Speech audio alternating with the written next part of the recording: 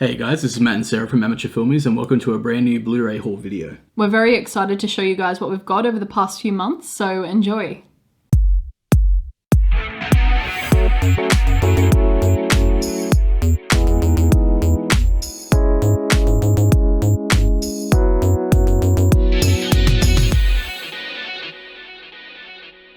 So we actually kind of lied a little bit in our last Blu-ray haul video. We basically said that we weren't going to be participating in any online sales as much as we usually do, just because we've been getting a lot of movies from the collector named Craig, who's been selling his collection. But that being said, we did end up placing an order with Vinegar Syndrome, with Severin as well, and maybe even some cheeky Criterion. So I have to just go back on our word when we said that we weren't going to be getting more. But those separate hauls will have their own videos. Today's haul will be more items that we've gotten from his collection and just some other random bits and bobs that we've picked up. So can't wait to get into it and show you. So it was actually my birthday a couple of weeks ago, and Sarah got me some cool little knickknacks that I wanted to show off on screen. So first one here is this really cool light box, so we're going to start using in some of our videos. So obviously you can change the words on here to say what you want. The next thing we got here is a Child's Play keyring with Chucky on the front, specifically from Child's Play 2, which is actually probably my favourite Child's Play movie. So I don't know if you knew convenient. that. Yeah, I was going to say, I don't know if you knew that when you bought it, but yeah, really cool. I should really chuck that on my keyrings sometime soon. I thought your favourite was Seed of Chucky.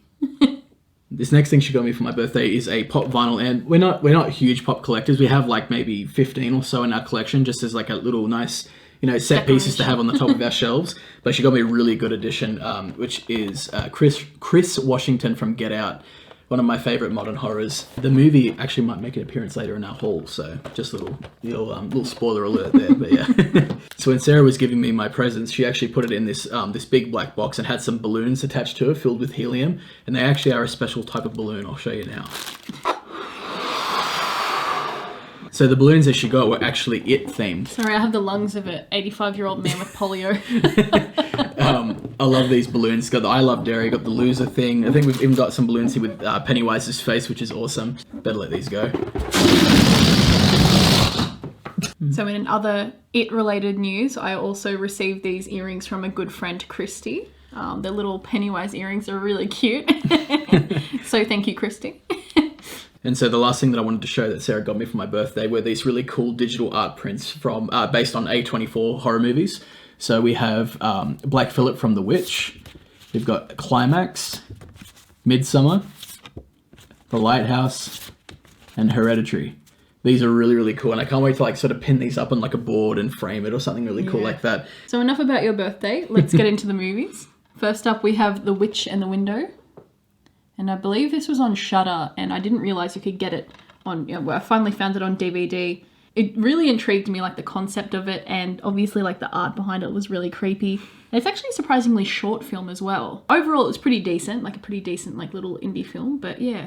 I was looking for underrated Australian horror films, and I came across this gem, and it only cost me about $3 or $4 Australian. And that is I Know How Many Runs You Scored Last Summer. And this movie was a bloody ride. It was ridiculous. It was very, very low budget, but the gore was amazing and the humor was hilarious. So you actually really liked this one, did you? It was enjoyable. Don't get me wrong, the production value, it was terrible, but the gore was really good. And there was one scene in particular where someone sort of strung up dead, and it's filled with cricket references, right? And so someone's written in his own blood, how's that?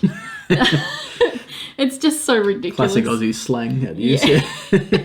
So the last of our DVD releases, this is actually a movie I'm really excited to watch because I really enjoyed the first one. I'll just show it first. This is Extro II.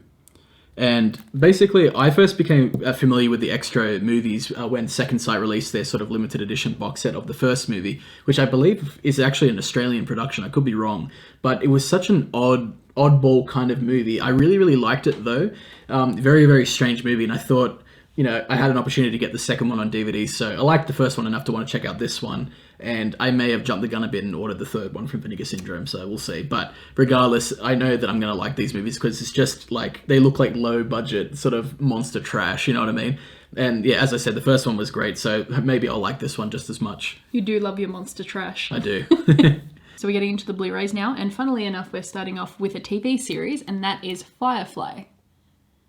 Most famous for It's one season run, and I knew it's sort of like Freaks and Geeks in the way that people were absolutely outraged that it ended early. But I guess fans did get the movie Serenity. I'm ashamed to say that I haven't watched it yet, but and as a general rule, like we try to avoid collecting many seasons of TV shows just because it's like one of those things where, you know, if we wanted to collect Supernatural, we'd have to get this gigantic box set or like all these individual releases. But that's what I like about the Firefly series is that it's just one season, so it's just a nice little... Perfect little morsel. Yeah, like just one little nice Blu-ray that can sit on the shelf and have a whole season on there. Next up, we have the film Blue Ruin. And this one was actually a pleasant surprise. The thing that made me I just want to check this one out in the first place was the fact that it was directed by the guy who did Green Room, which we absolutely loved. That's also one of my sort of top favorite horrors of the last decade, I would have to say. And so I wanted to see what he did before that movie came out. And I believe this was the feature he did just before that one. And knowing that he did Green Room, you can really sort of see that in like the tone of the film, the cinematography, the sort of... The brutality. The brutality, yeah, and like just that sort of anxiety-inducing sequences. What I do love about this film is that it's not that traditional revenge story. It's messy, and the character is human, so he makes these mistakes and he's sloppy. And I really love the sort of the gritty realness of it. Also, as is always the case with our Blu-ray hauls, we try to watch as many as we can leading up to the videos, which is actually sometimes why we're a bit delayed with putting a video out, because we feel like we need to watch as many as we can before we do the video so we have something to share. So, but of course there are going to be a few that we haven't seen yet, and this is one of them. This movie is Magic. And this is, I believe, a early 80s movie. 1978, wow. And this stars Anthony Hopkins and Burgess Meredith. And I'm really interested to watch more movies with Anthony Hopkins, like from earlier on in his career. I've never seen him that young. Yeah, I'm excited to see, you know, the great Anthony Hopkins, you know, at such a young age and what appears to be a horror movie. So, yeah it should be exciting. And this is John Waters' Hairspray. And as soon as I saw this at Craig's, I knew I had to pick it up because I've never seen a John Waters film, I'm ashamed to say. And also, I love the Hairspray that came out in like 2007. I really enjoyed it. It has an all-star cast: Ricky Lake, Jerry Stiller, Divine. I can't wait to watch it. So this next movie I was so excited to get because I've been waiting years to watch this movie. It just never lined up, but I finally have a copy and I finally watched it. And that is the classic movie Deliverance. This is such a harrowing movie with absolutely great performances from Jon Voight, Burt Reynolds, and I think Ned Beatty and Ronnie Cox as well. And this is just such a great, but as I said, disturbing, harrowing movie. Basically, a bunch of guys, they want to go canoeing down this main river before it gets filled in for some development project. I think they're making a dam or something like that. And they have an encounter with someone in the woods, a really bad encounter, and it's sort of about how they deal with the aftermath of what happens during that encounter. And just some really, as I said before, some really stellar performances that really sell the brutality and the scariness of this situation and the events that proceed after. But on the whole, it is great, and I really liked the conclusion to the movie as well. We have White Zombie. Being a big zombie enthusiast myself, I had to pick this one up. I think it's considered the first zombie feature ever made. So, of course, you know, I have to see it. This next movie is Bad Lieutenant.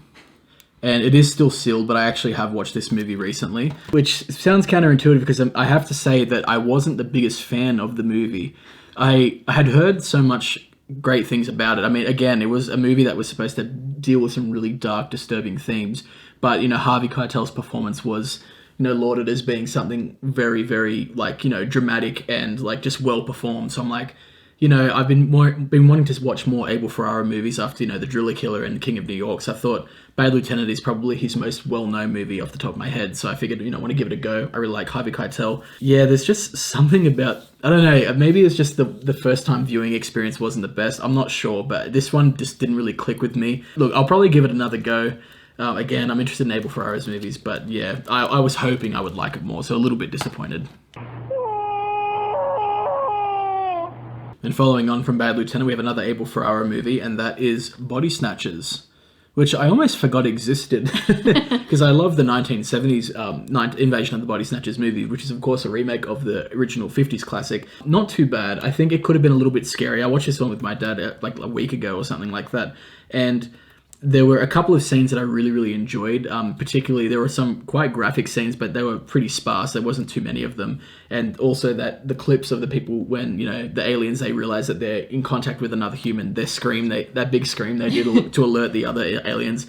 always creeps me out. I would recommend it if you have seen the other ones, but don't expect super great things. The 70s one to me is still like the peak of what that, you know, this sort of, I don't even know if you'd call it a franchise, but 70s one is definitely the best one in my opinion. And I believe there's also a mid-2000s like take on the story as well. I don't know what it's called though. But yeah, glad to have watched this one. Again, not the best, but yeah, not too bad. Now this next one we were so keen for because it was showing at like the Underground Film Festival or Sydney Monster Film Festival or something like that.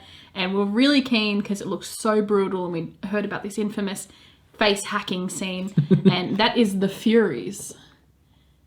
And I'm really sad to report that it is not as good as we thought it was going to be. It's trash. Like the gore was amazing. It was sick. Yeah. But the writing and the script and the acting was terrible. Again, like the best thing about this movie is definitely the gore, as you've already said. The costuming is really good. And the concept. Yeah, I like the concept too. Just everything else, just really bad execution. Mm-hmm. So next up we have Darkstar with a really cool cover art as well.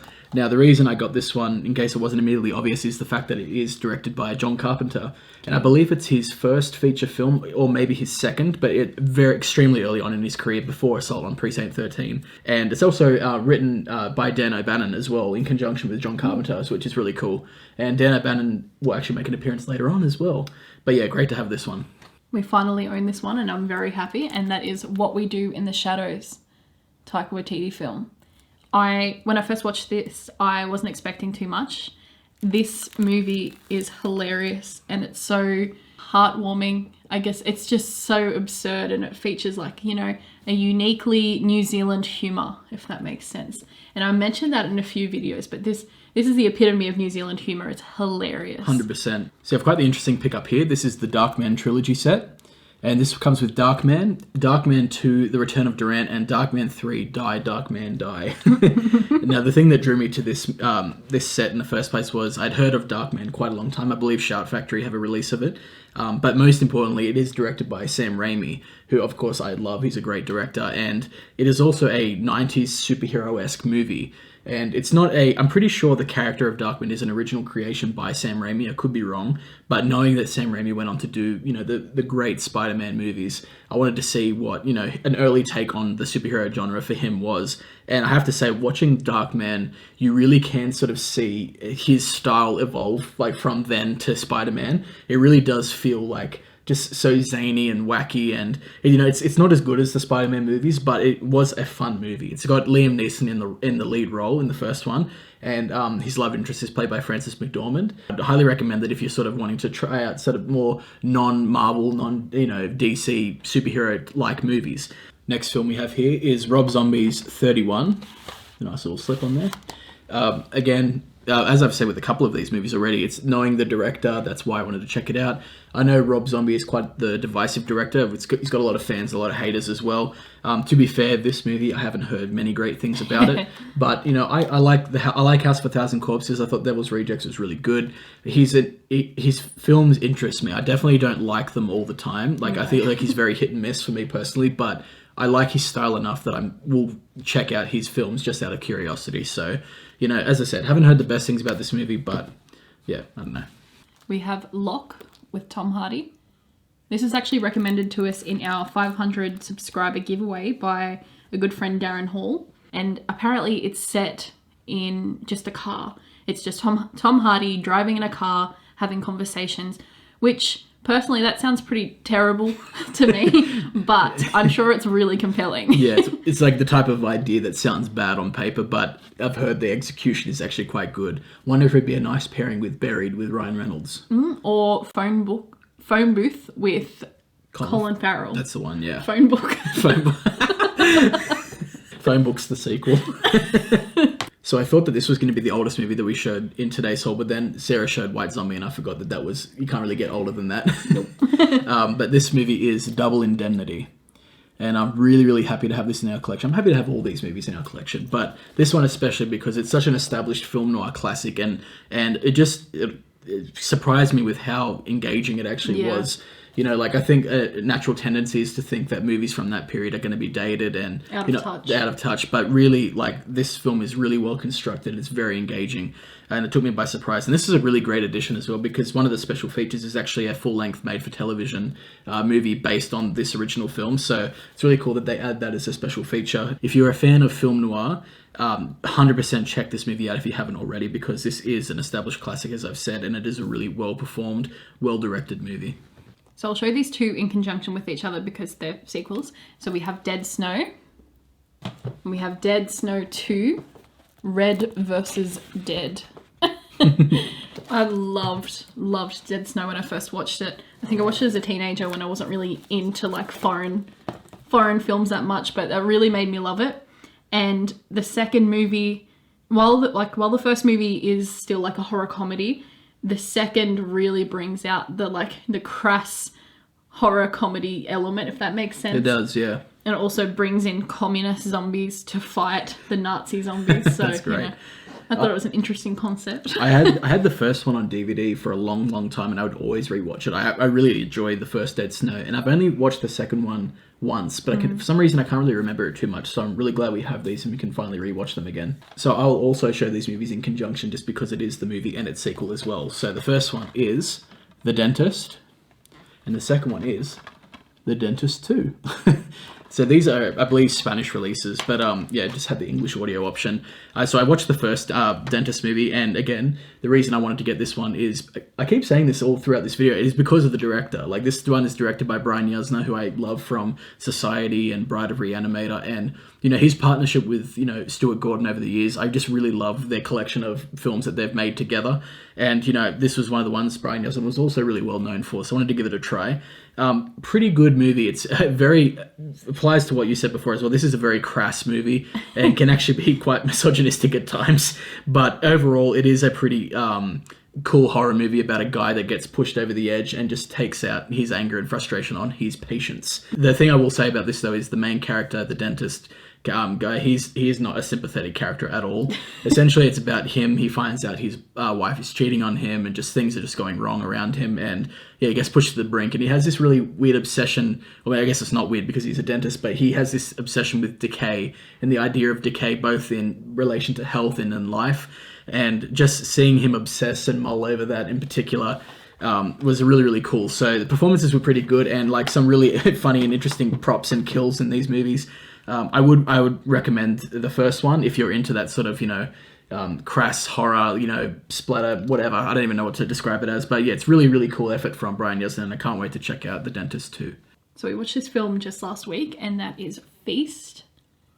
And I've never actually heard of this one until Matt picked it up, and I didn't realize it was also produced by Matt Damon and Ben Affleck. And Wes Craven. And it has such a, it's not a very original concept, but it is executed really well, and I thought it was actually quite a good film. And what I love about it is that it's about a bunch of people who get held up in a bar. Like a tavern, yeah. Yeah, like a remote tavern, and these really scary sort of like jackal-type creatures surround the bar, and they have to fight for survival. And this movie is really good at sort of subverting your expectations of, you know, what character lives and dies and how the plot's going to pan out. And so it was very irreverent in that way.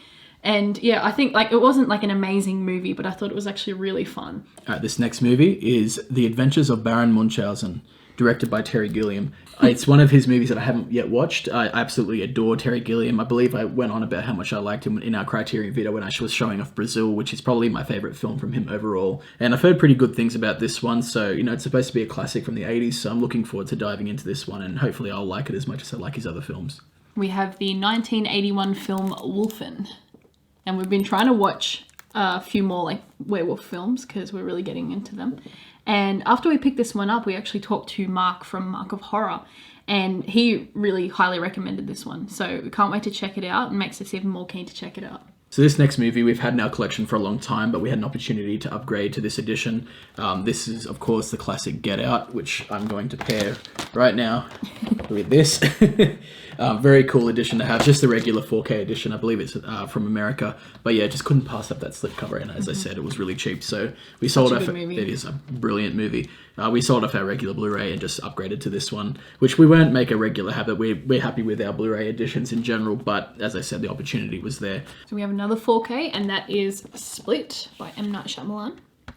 We obviously, same deal with Get Out. We wanted to upgrade because, you know, the opportunity was there. And I really love this film. It's not as good as Get Out, but it's still quite brilliant, and I really love the twist in it. I'm going to show these next two films in conjunction with one another. The first one is Drowning by Numbers, and the second one is A Z and Two Noughts. Now, I picked these two up because I had recently watched The Cook, the Thief, His Wife and Her Lover, and if I can get these to stand up, and I absolutely adored that film. Just a crazy, sort of brutal, dark movie about gluttony, and I don't know, it was just a really, really crazy movie, and Michael Gambon just played the most twisted person. He was so vile. So vile, but like the performances from him and like Helen Mirren, just everyone, it was just such a great, memorable movie. The set dressing, the use of colour as well between the rooms to sort of communicate what theme was going on at the time and what ideas they were trying to convey. Just a really, really great movie. And Peter Greenaway, his style is is really unique, and I figured if I liked that movie so much, I may as well give some of his other films a go. So, in particular, I've heard A Z and Two Noughts is, in particular, quite batshit, so I'm really excited to check that one out in particular. But I've heard nothing but great things about both of these movies, so I'm really excited. We have a surprisingly serious film from Robin Williams, and that is 1 Hour Photo. Now, I have to be honest, it's been a long time since I've seen this film. I think I saw it as a kid, and I saw it on TV one night, and I thought, oh, Robin Williams, he's so funny. And it was not a funny movie. It was like very, very traumatizing. His performance is very haunting, and I can't wait to recheck this one out. It's very, very dark, and yeah, I'm gonna need to watch some cat videos after we watch this one, I reckon. So this next movie I was actually supposed to show in our Blue Underground collection overview video. That is Shockwaves, which also comes with a cool little slipcase right there.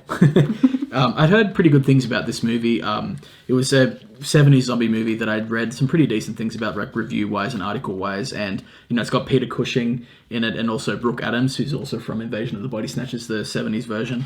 And yeah, I have to say, I found this movie to be a little bit disappointing. Yes. It was like a movie that had some really cool scenes, but all the stuff in between those scenes was like really sort of, they could have been trimmed or eliminated completely. Pointless. Yeah, just a lot of like sort of running back and forth and just not like a lot of actual important things happening. I definitely don't regret watching it. I've always trying to expand our, zombie watching experience, especially with something, like this, which is an early zombie film with some really, iconic actors in it. But don't know that I would necessarily recommend it. Again, don't regret getting it or watching it, but not the best. Charlie's Farm with Tara Reid, directed by Chris Sun. We had previously seen Chris Sun's other film, Ball, and I actually really enjoyed that, apart from the really over-the-top Australian accents. And Charlie's Farm, I really enjoyed, and the horror was really good, but it took way too long to set up the horror elements. Mm-hmm. But yeah, overall it was pretty decent. Did you like it? It was okay. Yeah, again, I totally agree with you. Like, it took way too long to sort of get to the meat of the horror movie. They spent a lot of time setting up the idea of Charlie's Farm and trying to familiarize us with this character. But really, they should have spent more time just showing us this character. Yeah, showing us what he can do. Exactly. Yeah, the gore was like really intense as well. Don't know that I would 100% necessarily recommend it, but it was a pretty fun watch, I would say. Absolutely. Overall. This next movie, Sarah and I were so hyped to watch. We were so happy when it finally arrived in the mail. And it was even in that little Instagram video we did. Yes. This movie is One Cut of the Dead. And this is actually the limited release, released by Third Window Films. And what a great film. Yeah, This was such a unique take on the zombie genre, in my opinion. I remember being really confused at the start. Yeah. I wasn't really sure that I was actually liking the direction they'll take him. I was getting really annoyed. I was like, there was some really unnecessarily dramatic pauses in between the conversations, and I wasn't really sure why they were doing that, but everything becomes immediately clear afterwards, and from that point on, it becomes a really, really fun comedic ride. If you're at all a fan of zombie movies, and you haven't watched this one, I highly recommend it. Just a really, really great modern zombie movie for sure. So this next movie is also released by Third Window Films, and that is Hanabi. Sorry for the bad pronunciation, but the English translation of this title, I believe, is Fireworks. And this movie was written and directed and also stars Takeshi Kitano, who is a guy I'm trying to learn more about because he seems like such an interesting character. He, as I said, he writes and directs his own film and is often the star of them. Thought his performance was really, really good and it was really subdued. You could tell that he was struggling with some, deep-seated emotions relating to his past, and I thought that was conveyed really convincingly.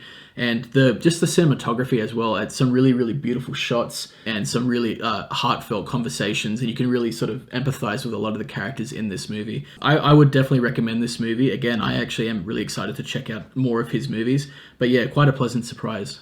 We have Southbound, which is a horror anthology where all the films are sort of set around like the desert and this like particular road. I know that one of the segments is directed by the same guy who directed Ready or Not. I was particularly taken when I was looking at different images from the film.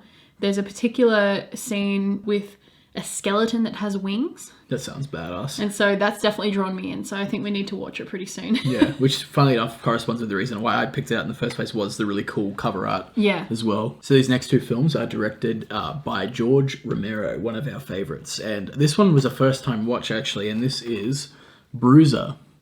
Very weird movie. We watched this one earlier today. It's very similar to The Dentist actually, in that it's about a guy who gets pushed over the edge and he sort of, he breaks, and that obviously some bad stuff happens to the people around him. It was a lot more of a serious take on that type of plot as opposed to The Dentist. It was a movie that I enjoyed watching whilst simultaneously knowing that it's not very good. Yeah. The one thing I wanted to mention as well, with George Romero, I feel like most of the time in his movies, or at least his classics, you can identify his style. It feels like signature Romero, whereas this one, I didn't really feel his influence on this movie at all. It felt like a very generic movie. I think the biggest drawback with this movie, apart from the sort of weird direction that it takes in the third act, is that it's a really cool idea that's just unfortunately executed in quite a poor way, in my opinion, of course. I know there are some fans of this movie.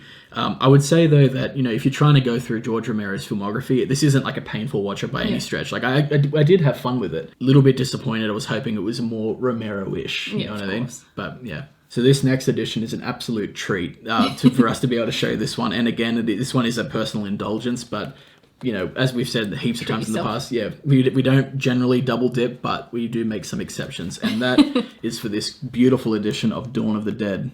I know that the Second Sight huge box set is coming out in a few months. And yes, we did pre-order that one. So we're triple dipping. Which is really bad. But, it's a classic movie. We both absolutely love this one. And it's just a beautiful piece to add to the collection. This is a really, really great edition as well. It comes with the European cut on 4K and Blu-ray, and a few other different versions, like the theatrical version, the extended version. Just some really, really great stuff in here that I can't wait to dig through and see if there's any... I'm not sure if there's many exclusive extras to this set, but as I said, this was an indulgence, so happy to have this in the collection, even though we probably didn't really need it. We're getting into Steelbook territory now, and we're starting off with Devil. And I know this is produced by M. Night Shyamalan, but it's not directed by him. But it actually features a lot of his sort of tropes, especially like twists within the film, if that makes sense. And there are particularly cheesy lines and cheesy characters that are pretty characteristic of M. Night Shyamalan. I think there's a certain eeriness to it that I really appreciated that is in like other M. Night Shyamalan films, produced films. So yeah, I think that's why I enjoyed it a lot. So I'm going to show these two movies together. Really excited to have these. This is Arrietti and The Wind Rises.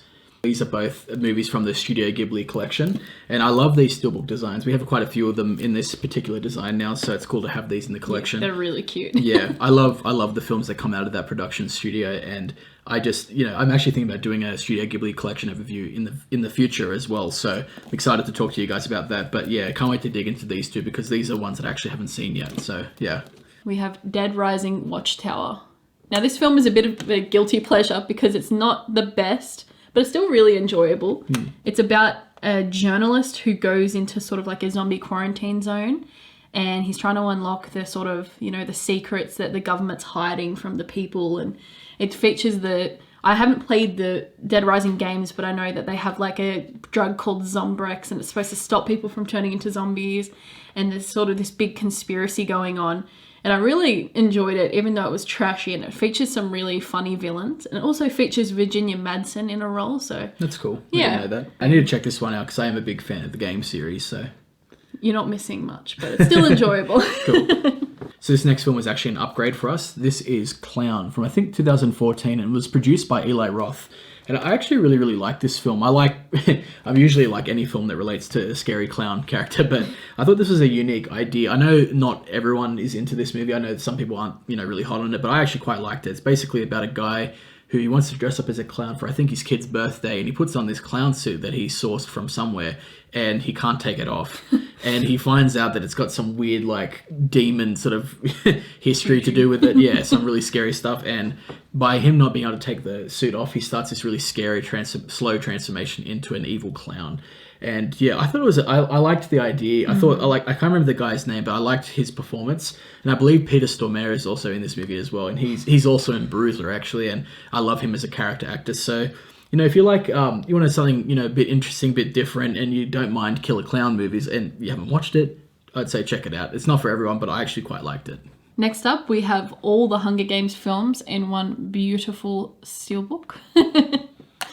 I love the look of this. And I was a really big fan of the books when they came out. I read them as a teenager, and then I watched the films. I absolutely love the first two films. The last two were really big letdowns, but I'm still really happy to own this collection. So the last of the steelbooks is this movie called Moon, which stars Sam Rockwell and Kevin Spacey in a voice acting role. And I've watched this film before, but it has been quite a long time. I just distinctly remember really liking the cinematography in this movie. And Sam Rockwell is actually, I think he's quite an underrated actor in some regards. I actually really, really like him as a performer. I know he peaked as Knox in Charlie's Angels. Oh, I'll never forgive him for playing that role. But he's done some really, really great films, and his performance in this is really good too. So really excited to have this as a physical media release because, as I said, I watched it a long time ago, but I've only ever owned it for the first time now. So really look forward to watching this again. And I don't think you've seen this, haven't you? No, I haven't. Yeah, so I look forward to watching this with you as well. And in the same vein as Hunger Games, we have the Twilight saga, the complete saga. The best part of this whole Blu-ray haul, if we're being honest. Well, it's my favourite part, and I mean that unironically. These films, I can acknowledge that they are not the best quality, but I absolutely fell in love with them when I was a young teen, and I loved the books. And it was just such a magical story, And this set is so cool. These films are actually quite enjoyable, and I don't like the hate that they get because they really are fun, and traumatizing at times. The childbirth scene in the final film is terrifying. Terrifying. So I thought that. Look at all those discs that I'm never going to watch. Oh no, you're going to rewatch them with me. I know. It's only been 6 months since I've watched all of them, so I'm about due for another rewatch. So we've actually got 3 Blu-ray Mediabooks to show, which I'm really excited about because I love Mediabook editions. If you haven't seen our Mediabook overview video, I'll try and link it somewhere, but we show off a lot of cool editions in that video. But we already do own this movie as a steelbook by Screen Factory, but again, the opportunity was there to get this really cheap, so I jumped on it. This is The Howling. And I'm not going to pronounce the German translation, but this is released by 84 Entertainment, and it's actually limited to 666, which is pretty cute. We got number 398. I really, really like The Howling. There are some limitations that you could clearly see with the budget, especially towards the end with some of the effects. But overall, I really like the setting of this movie on that sort of retreat area. And the transformation in this movie really freaked me out. I know it's commonly compared with An American Werewolf in London, which granted was groundbreaking at the time and it still holds up really well today, but there was something about the movement of this transformation in particular that really freaked me out. So I know you haven't watched this whole movie, have you? No, I've watched the first 20 minutes. Yeah, so we're gonna get on it and rewatch this one, but really, really glad to have this really cool edition in our collection. We have John Dies at the End. I haven't seen it yet, but I really can't wait to watch it. I know it was on Netflix for a while, and when it got taken down, I was so cut. But I know it features Paul Giamatti. Mm-hmm. I've never really seen Paul Giamatti in a sort of horror-based film. Yeah, I think it's a horror comedy, isn't it? Yeah, like a horror comedy. I think there's elements of sci-fi. If you know anything about this film, let us know if you recommend it. So our last media book we have is Ghostland, or Incident in a Ghostland. We haven't seen this film yet, but I'm really keen to check it out. I know it's about a mother and 2 daughters who have a pretty fractured relationship, and I think they revisit their family home, but things aren't really as they seem. I know that the main actress disfigured her face on set through like a stunt gone wrong, and she actually sued the production. Yeah. And so I always find those details really interesting, and it sort of makes me want to check out the film because the controversy surrounding it, if that makes sense. Yeah, feel bad for her though. Oh yeah, of course, I feel bad for her, but yeah, I'm interested to see. Interesting little factoid about it. Yeah. Yeah. So this next edition, I don't even know what to call it. I guess it's a type of box set. It looks really, really cool. And I mentioned earlier that Dan O'Bannon would be making a feature later on in this video, and that's where this comes in. This is The Resurrected. And I had never heard of this movie before seeing this edition, and so I looked it up, and again, it's actually directed by Dan O'Bannon, who he has a lot of writing credits, but not a lot of directing credits, if I'm recalling correctly. Of course, he directed Return of the Living Dead, so I'm interested to see what he does with this one. As far as the actors in it, I think the only one I recognize is Chris Sarandon. Yes. But the other reason I wanted to get this one as well is I know that it is supposed to be a Lovecraftian adaptation of some sort. So, you know, I really liked Dagon and, you know, From Beyond and Reanimated, and they're all Lovecraft adaptations in some way. So I'm trying to expand my viewing experience of Lovecraftian film adaptations. So I'm really hoping that I enjoy this one.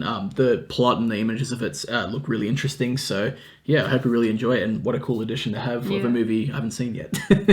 So the last thing we're going to be showing today, I know it's probably bad form to finish on a set that we haven't watched anything from yet, but we got it relatively recently, and yeah, we just haven't had the time to check them out yet. But this is actually Volume 3 of the Hammer box sets that Indicator has put out. So this one in particular is Hammer Volume 3, Blood and Terror. And the films you get in this are The Camp on Blood Island, Yesterday's Enemy, The Stranglers of Bombay, and The Terror of the Tongues. And just, again, as I haven't seen these movies, I don't have a whole lot to say about these films, but I really find the history of, you know, Hammer Productions to be really interesting. I really want to watch as many of those movies as I can, because the ones I have seen I actually have quite enjoyed. So, you know, this set was limited to 6,000. We got 1,395. And just the quality of these releases that Indicator puts out is just impeccable. I don't have a lot of Indicator releases, but the ones that we do have are just absolutely amazing. So really glad to have this in our collection. Excited to dig into these because I have really enjoyed the films from the previous 2 volumes. And I imagine that we will pick up volumes 4 and 5 in the distant future as well. So that brings us to the end of the Blu-ray haul. Thank you very much for watching to the end. I imagine this will probably be a longer video, as is usual with our Blu-ray hauls.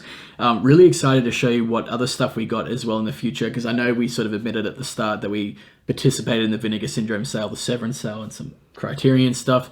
But there are some stuff we also have that I believe I mentioned in the last Blu-ray haul as well, where we have a lot of great additions to show off. So the next collection overview video I'm hoping to do is actually some of the Criterions we picked up during the Zavvi UK sale. Got some really, really cool titles that I can't wait to talk to you guys about, so be on the lookout for that. As Matt said, we really do appreciate you guys watching this, and let us know what you think of the editions we've got, if you recommend any of the ones we haven't seen yet, or if you don't recommend them. But yeah, thank you very much for watching, and we'll see you in the next video.